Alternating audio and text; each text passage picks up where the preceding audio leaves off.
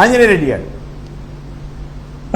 కేసర్ గారు, పురుషోత్తం రెడ్డి గారు రాయలసీమ ప్రాంతవాసి, మేధావుల ఫోరానికి వారేదో బాధ్యతలు ఉన్నాయి.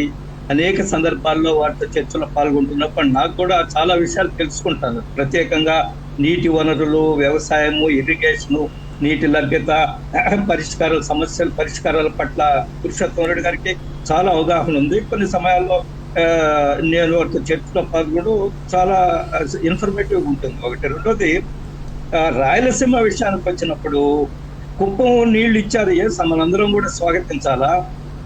రాజకీయ కారణాలు ఉండొచ్చు. 2 నెలల ఎన్నికల ముందు ఇవ్వడము, లేదా కుప్పాన్ని మున్సిపాలిటీ చేయడము, లేదా రెవెన్యూ డివిజన్ తీసుకురావడము, వీటి వెనక ప్రజా ప్రయోజనాలు ఉన్నాయి. ఎట్ ద సేమ్ టైం రాజకీయ ప్రయోజనాల కోసం కూడా ఉన్నారు. ఎటు పరిస్థితుల్లో చంద్రబాబు నాయుడు గారిని కుప్పం నుంచి అసెంబ్లీకి అడుగు పెట్టకూడదని ఏమి చేయాలో అవన్నీ కూడా అభివృద్ధి పేరుతోటి, ఇంకా రకరకాల పేరుతోటి చేస్తున్నారు. అది ఒక రాజకీయ పార్టీగా వాళ్ళకి స్వేచ్ఛ ఉందనుకోండి, అది వేరే సంగతి. కానీ రాయలసీమ ఎరగబట్టడానికి అనేక సంవత్సరాలుగా మనం చూసాం కదా. అనేక మంది ముఖ్యమంత్రులు రాయలసీమ నుంచే, నీలం సంజయ్ రెడ్డి గారు, విజయభాస్కర్ రెడ్డి గారు, రాజశేఖర రెడ్డి గారు, ఒక సమయంలో ఎన్టీ రామారావు గారు కూడా రాయలసీమకు ప్రాతినిధ్యం వహించాం ముఖ్యమంత్రిగా. చంద్రబాబు నాయుడు గారు, వైఎస్ రాజశేఖర, ఇప్పుడు జగన్మోహన్ రెడ్డి గారు. కాబట్టి అనేక మంది ముఖ్యమంత్రులు రాయలసీమ నుంచి వచ్చినప్పుడు కూడా, ప్రముఖ రాజకీయాల్లో ప్రముఖ పాత్ర వచ్చినప్పుడు కూడా రాయలసీమ ఎనగబడుతుందనే విషయంలో ఎటువంటి అనుమానం లేదు. ఇంకా దాని మీద ప్రత్యేక సాధించవలసిన అవసరం ఉంది. అనేక నీటి పథకాలు కూడా ఆగిపోయి ఉన్నాయి. పురుషోత్తం రెడ్డి గారు ప్రస్తావించినట్టుగా ఏదైనా సరే నీరు లభ్యత ఉన్నప్పుడే ప్రజలు అభివృద్ధి సాధించే అవకాశం. అది వ్యవసాయము, సాగునీరు, తాగునీరు ఇవన్నీ కూడా సఫిషియెంట్ గా ఉన్నప్పుడు ప్రజలు అభివృద్ధి చెందుతారు. కుప్పానికి నీరు ఇవ్వడం ఏదైతే ఉందో ఎవరికి అభ్యంతరం ఉండవలసిన అవసరం లేదు.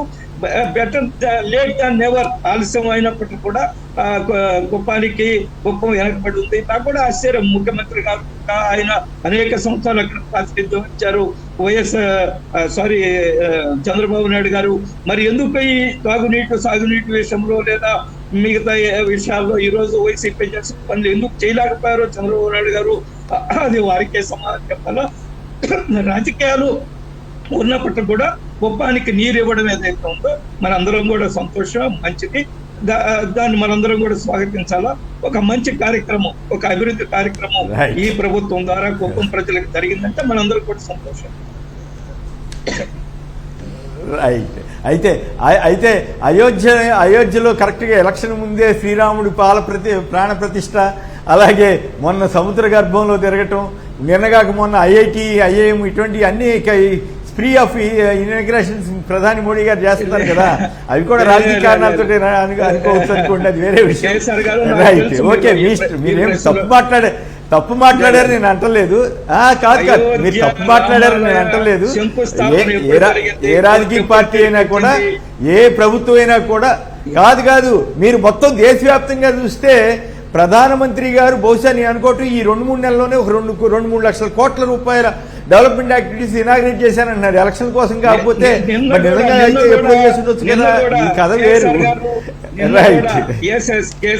నిన్న కూడా 1500 రైల్వే ప్రాజెక్టులు, రైల్వే ఓవర్ బ్రిడ్జ్ లో, అండర్ పాస్, ఇప్పుడే 10 రోజుల్లో షెడ్యూల్ రావడానికి కాదు.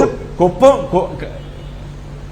నేను కాదనట్లేదు. కుప్పంకి సంబంధించి 4 ఏళ్లుగా ఆయన 2 ఏళ్లు కరోనా కింద పోయింది, 3 ఏళ్లుగా తవ్వకాలు ఇవన్నీ చేసుకుంటా రావాలి కదా. మరి అట్లాగే ప్రైమ్ మినిస్టర్ గారు 10 ఏళ్లుగా ఉన్నాడు కదా. మరి కరెక్ట్ గా 10 రోజుల ముందే ఇవన్నీ ఎందుకు గుర్తుకొచ్చినాయనే విమర్శ వస్తే మీరు దానికి సమాధానం చెప్పాలి కదా. అది వేరే విషయం అనుకోండి. ఊరికే రిఫర్ చేస్తాను అంతే. కేవలం ఒక్కళ్ళే అంటే కాదు, మీకు కూడా వర్తిస్తుంది. Right, okay. పవన్ గారు హైదరాబాద్ నుంచి. ప్రధానమంత్రి గారు మొదటి రోజు నుంచే అభివృద్ధి మీద గుడ్ మార్నింగ్ అండి. రైట్, పవన్ గారు గుడ్ మార్నింగ్. పవన్ హైదరాబాద్ మాట్లాడి. Good morning sir. నమస్కారం సార్. అక్కడ ఇప్పుడు మనము ఏ రాజకీయాలకు అతీతంగా మనం ప్రజలకు ఎవరు మేలు చేసినా గానీ వారిని మనము అప్రిషియేషన్ చేయాలి సార్. ఇప్పుడు జగన్ సార్ గారు వాటర్ ఇచ్చారు కాబట్టి అది మనం అందరం దాన్ని మనము పెద్ద మనసుతో దాన్ని మనం ఆహ్వానించాలి, రాజకీయాలను పక్కకు పెట్టి. రెండోది, చంద్రబాబు గారు ఒప్పుకోవట్లేదు కదా. నేను అడగాల్సిందే మీరు అడిగారు సార్ ఇప్పుడు నాకు.